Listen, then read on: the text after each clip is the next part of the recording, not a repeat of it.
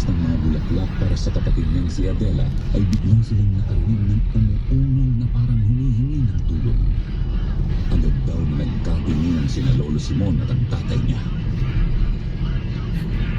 Tay, narinig mo yun?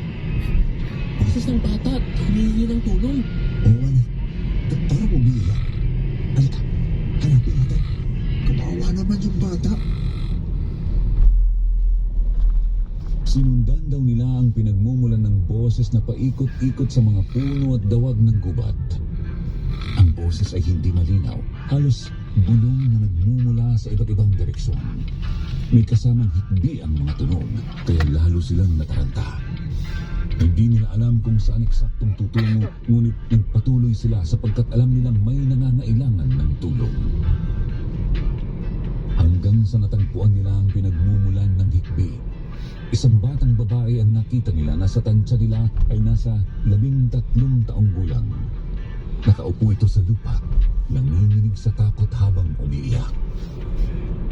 Napansin nila ang mga galos sa mga braso at binti ng bata. Tila ba ito'y dumaan sa mga matatalim na dawag. Sa tabi ng bata ay isang matandang babae na nakahandusay. Ang matanda'y walang malay at may malalalim